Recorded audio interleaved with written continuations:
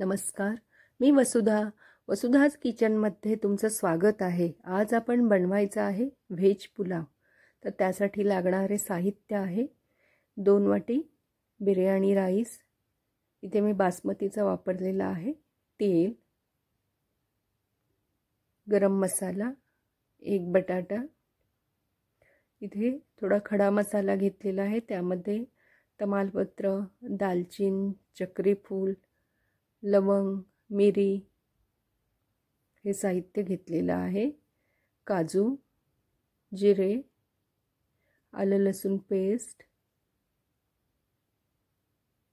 मटार, गाजर आणि 2 कांदे।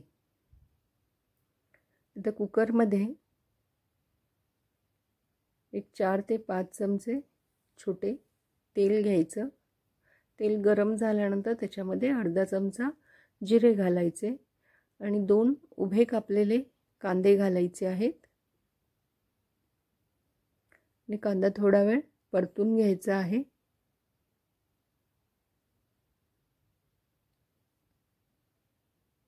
कांदा थोडा वेळ परतल्यानंतर त्याच्यामध्ये 2 तमालपत्र, 1 दालचिनीचा तुकडा,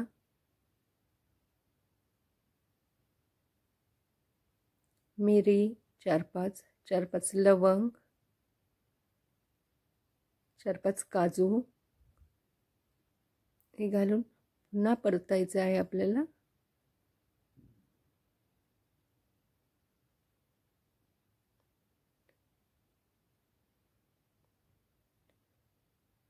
हा झटपट होणारा पुलाव आहे। 1 ते 1.5 चमचा आलं लसूण पेस्ट घालायची आहे।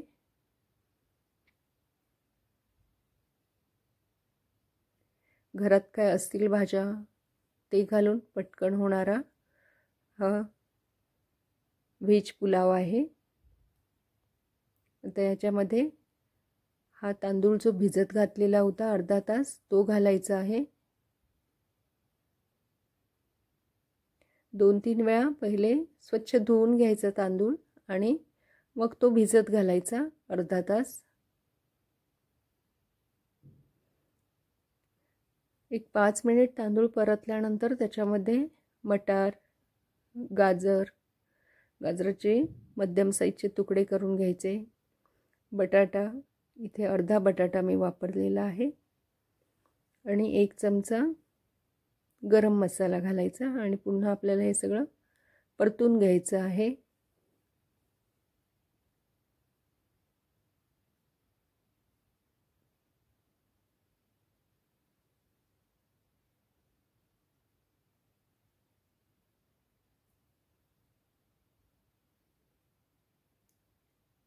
याच्यामध्ये गरम पाणी घालायचं। इथे 2 वाटी तांदूळ घेतले होते, त्यामुळे इथे 4 वाटी गरम पाणी घातलेलं आहे। 1 चमचा मीठ घातलं।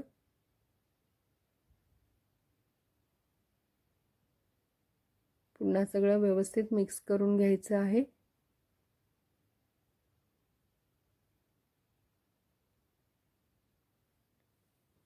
आणि आता कुकरचं झाकण लावून कुकर बंद करायचं आहे आणि 2 शिट्या याला काढायचे आहेत फक्त।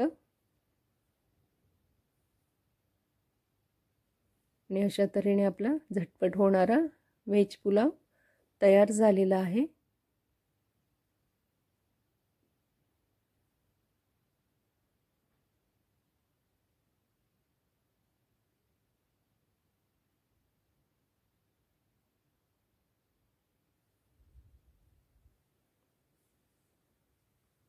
आणि अशा तऱ्हेने घरात असणाऱ्या साहित्यातून